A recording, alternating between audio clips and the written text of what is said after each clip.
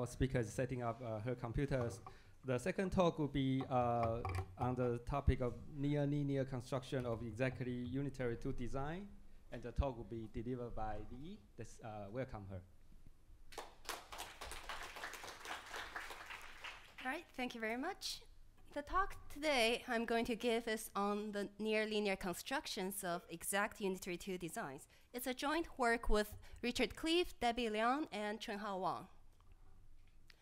So this title might appear a little mysterious to some of you. Near linear constructions might refer to some kind of complexity of an algorithm. What does exact unitary 2 design mean? All right, somehow it's getting cut off, but all right, here is the basic idea of unitary 2 design. Let's say we want to randomly sample from the Haar measure. What is a Haar measure? Haar measure is the only unitary invariant measure, and you can think of it as uniformly sampling from all the possible unitaries on n qubits. What is the problem here? There are infinitely many unitaries for n qubit unitaries, and for any reasonable approximation, we need exponential bits of randomness because the unitaries are 2 to the n by 2 to the n. This is way too expensive. What can we do? Well, what we can do is to find a much smaller subset, discrete subset, let's call it S, such that sampling from S according to certain distribution will give us something that's close enough or in some sense equivalent to the Haar measure. And hopefully S is a much smaller set, and we only need polynomial bits of randomness to do this. So what do I mean by in some sense it's equivalent to the unitary 2 design? Well, here is one definition. It's called the 2-query indistinguishability. Imagine that you start with any arbitrary state rho here, applying any arbitrary unitary V, and apply any arbitrary measurement here. You cannot, if you query U or U dagger twice, you cannot distinguish whether U is drawn from this Haar measure or this smaller set S. Mathematically, it's not possible. All right. The next definition, which is equivalent to the first one, and it's actually a special case of the first one, is called the bilateral troll. You start with a density operator rho here, and you can see that this is a special case here where V is a swap gate, and everything else is the same. You cannot tell whether U is drawn from the Haar measure or the set S. The third one is not exactly a definition, but unitary 2 design would imply this, where you have an arbitrary channel here, and starting with any arbitrary state rho, and performing a measurement is any arbitrary measurement. You cannot tell whether U is from the Haar measure or the set S. For those of you who like mathematical equations, here is an equation, the polynomial definition, which has been commonly used to define unitary 2 design. It says that for any polynomial of degree at most 2, this equation holds. I think you can still barely see the bottom. Anyways, all right. So there are 2 natural questions. Why do we care, and how to implement this 2 design? Well, for some of you out there, you might be thinking that, okay, I just defined something quite arbitrary. Does it have anything to do with anything we really want to do? While I personally do enjoy working on completely theoretical problems, this unitary 2 design unfortunately has a lot of applications. Let's see. An exact unitary 2 design can be used as an encoding to achieve quantum channel capacity. And it can be used to achieve decoupling. A friend of mine who does not know anything about quantum thought decoupling is really cool because she thought it means to causing couples to break up. Great, we are not dealing with that. It means that starting with some kind of bipartite state, entangled state, we pass one of the subsystem through this decoupling process, and at the end, the entanglement will be broken. So not breaking up couples, but breaking entanglements. The next part, next application is benchmarking and channel twirling, which we heard a little bit about on Tuesday. And it can also be used for high error tolerant QKD scheme. All right, so the next question is, this sounds awesome. How do we do it? Of course, people have been working on it. From previous work, we know that a uniform distribution over the Clifford group, so the smaller subset S is the Clifford group, is an exact unitary to design. That is great because the gate complexity for Clifford group is of order soft n square. So it's a quadratic gate complexity. If we want to approximate the any unitary to design, the approximation complexity really depends on the application we are trying to achieve, whether we are doing decoupling benchmarking or something else. So the best strong approximation still uses order n square gates, which is not too much different from the exact case. Can we do better? Here we have 3 results for exact unitary to designs that uses 5n bits of randomness, which is linear, with the following properties. The first one, we have a gate complexity of n log n log log n, and it only uses Clifford gates, and it's applicable to infinitely many n, assuming that the extended Riemann hypothesis is true, whatever that means. Well, it's a widely believed hypothesis in mathematics, and if you're interested in it, I can explain a little bit more about it, not too much. All right, so this looks a little strange here. What is our second construction? We use the same gate complexity, we use a non-Clifford gate set, and we can perform exact unitary to design for all n. So we get rid of this extended Riemann hypothesis condition here. Our third construction has a slightly worse gate complexity. That's n log square n log log n. It only uses Clifford gate, so it brings us back to the Clifford gate, and it's applicable to all the n. For this talk, I'm going to talk about one of the constructions, and the one that looks more interesting is the first one. So I am going to talk about this very first constructions. The other 2 constructions are fairly new. We kind of just discovered it in January, and our paper should be up on the archive soon, maybe in a day or 2. All right, so how do we improve this unitary to design? We know that this set S is the Clifford group. What do we do to make it cheaper? Well, same as the general idea of unitary to design, we find a smaller set of S, let's call it S prime, such that sampling from S prime gives us the exact same property as sampling from S. Hopefully, this is a smaller subset so that the gate complexity will be better. Okay, so what is the property that makes this Clifford group a unitary to design? It is known that Clifford group achieves something called polymixing, which I'm going to explain in the next slide. And polymixing implies unitary to design. So what do we really want for this set S? Well, we hope that it can achieve S prime. We hope that it can achieve polymixing so that we achieve unitary to design. Great, so far so good. So let's talk about polymixing. Polymixing by conjugation implies unitary to design. So what is a poly? We all know what polys are. Well, a poly P can be viewed as x to the a and z to the b. This is a special representation of poly, where a and b are just binary strings, n-bit binary strings. This is an n-bit poly, where if we have a 1, it means that we have x, and if we have a 0, it means that we have identity for a, and similar for z. So this is a small example. X to the 110 gives us xxi, because 1 is x, 0 is I, and z to the 011 gives us izz.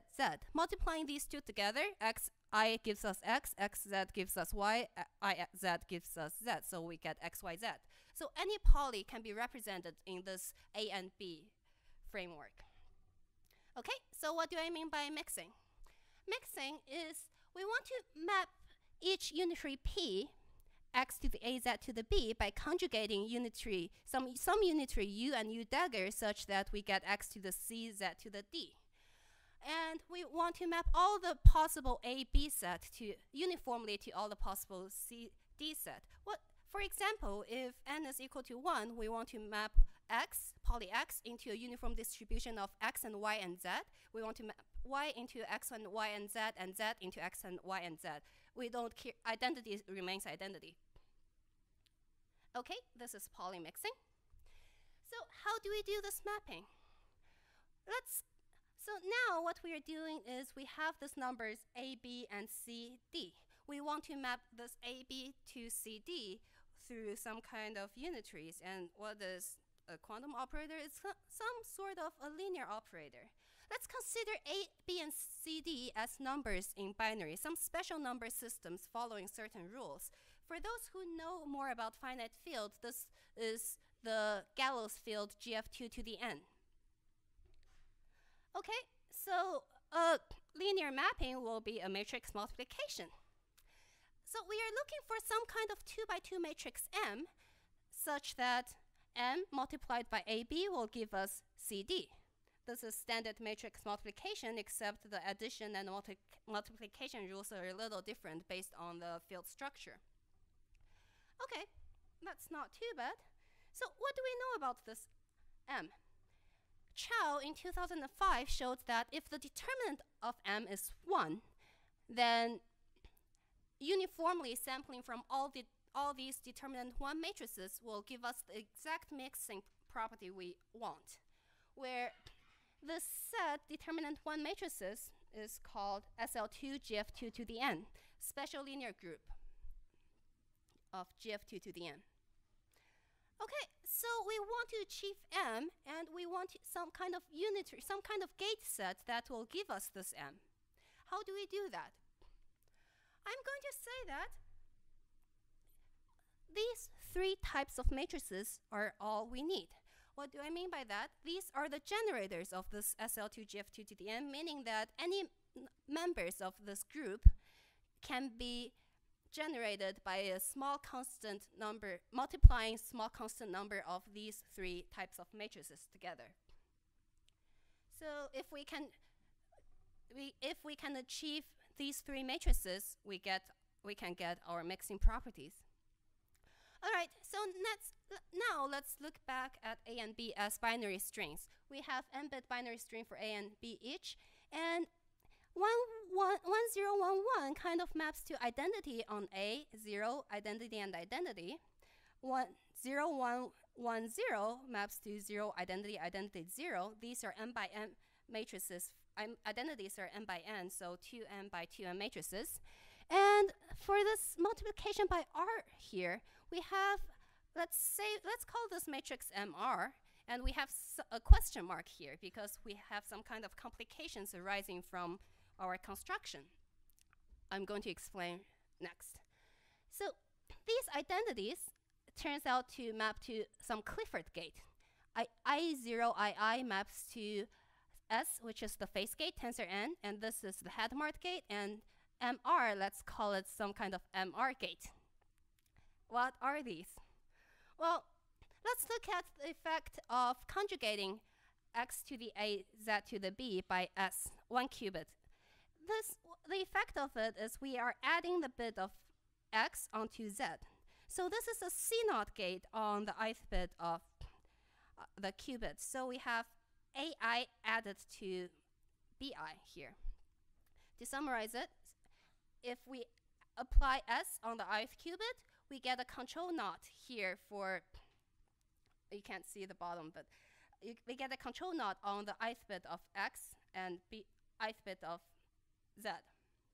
These are classical bits, A, B. All right, so what about the effect of conjugating by the Hadamard? It swaps the bits for X and Z. So H, gives us Z. So whenever we have Hadamard, we swap the bit. So it's a swap gate here. What about this control knot gate here? Sorry, you can't really see the bottom, but applying a control knot on the qubit is equivalent to applying control knots for the x bits and an upside down control knot on the z bits. This is where the complication arises because of this upside down control knot. If we want to do something in between the x bits, we don't really have a choice, or we don't really have control on what's going on the z bits. So okay, let's consider this MR circuit.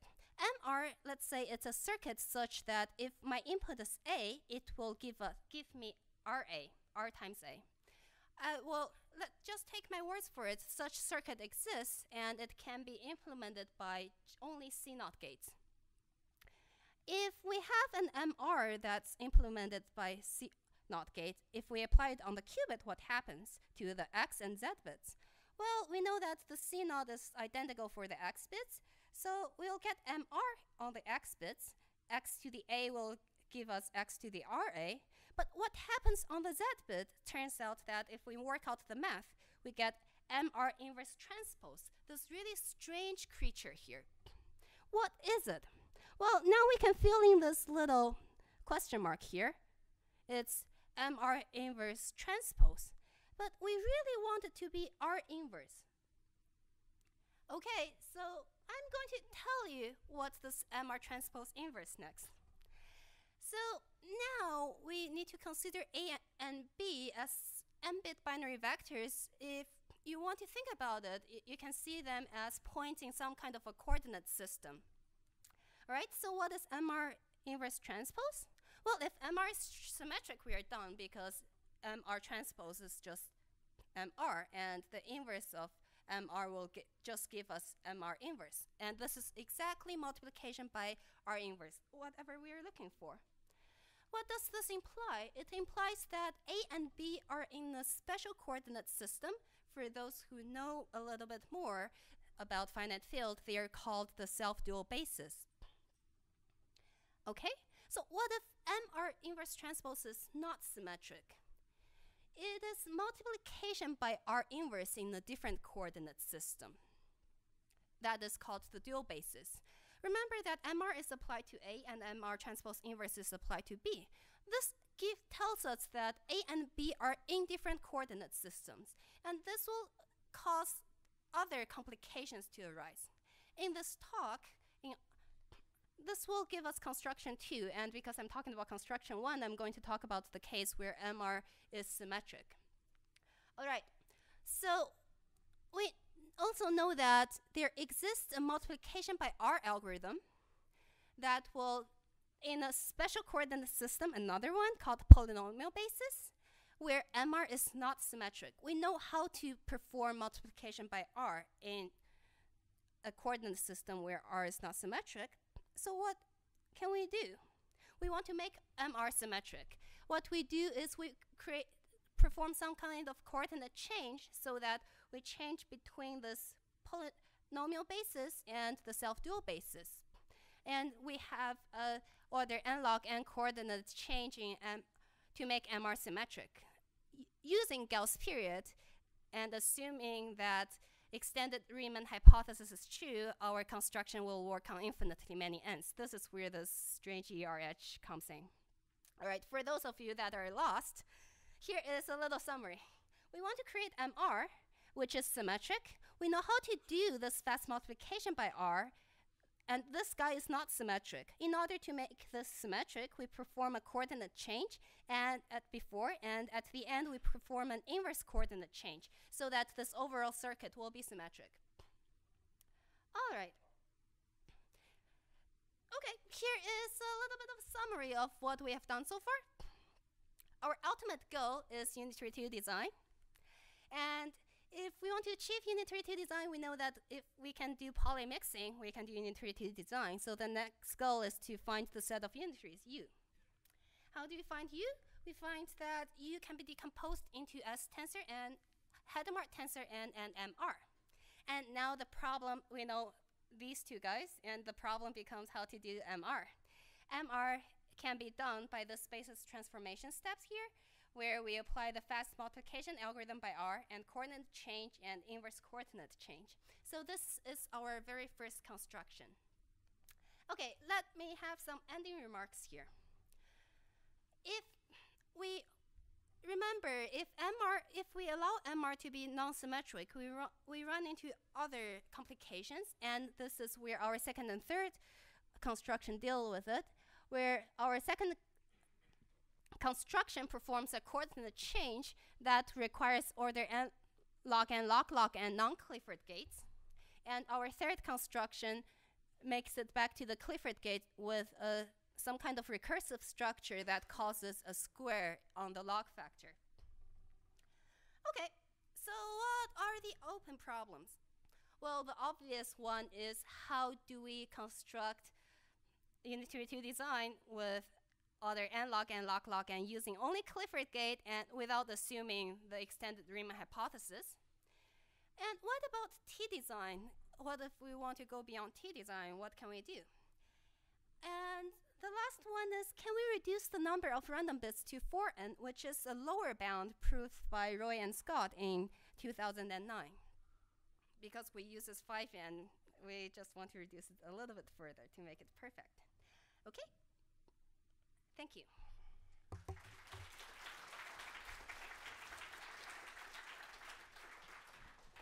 Okay, we have plenty of time for questions.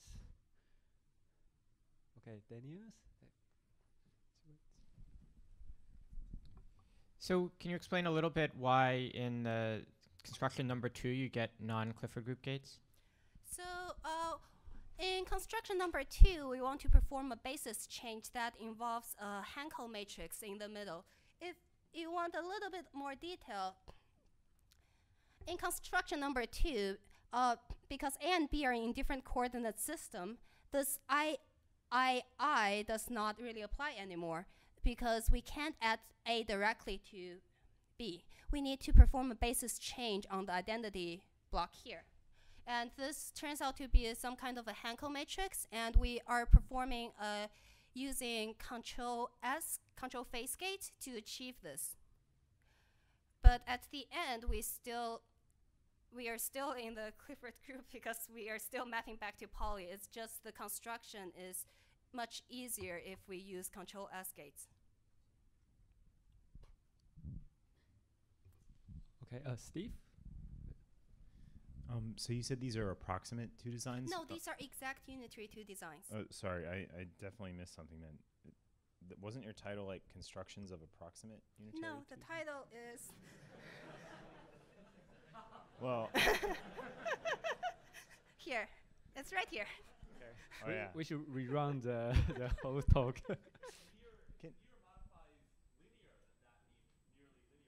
Okay.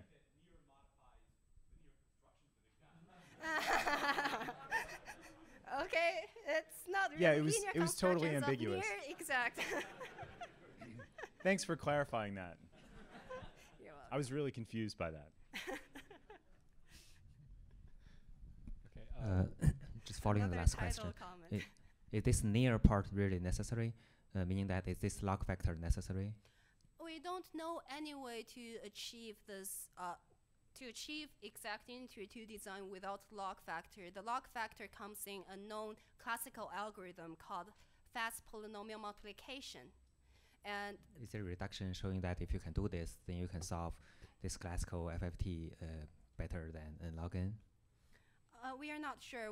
There might be different approaches, but we are using an existing algorithm that has this log factor, and because n is the lower bound, if we can achieve that, that will be great. But we don't know how to achieve it. Okay, thanks. Okay, Ronald?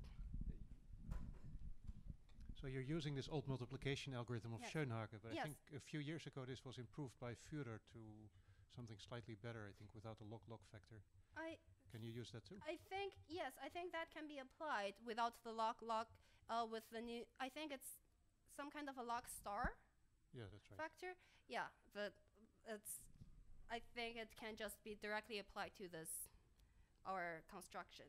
And I forgot to mention there is a catch for our construction, which is we use auxiliary qubits for this fast multiplication algorithm here. So it's not in place.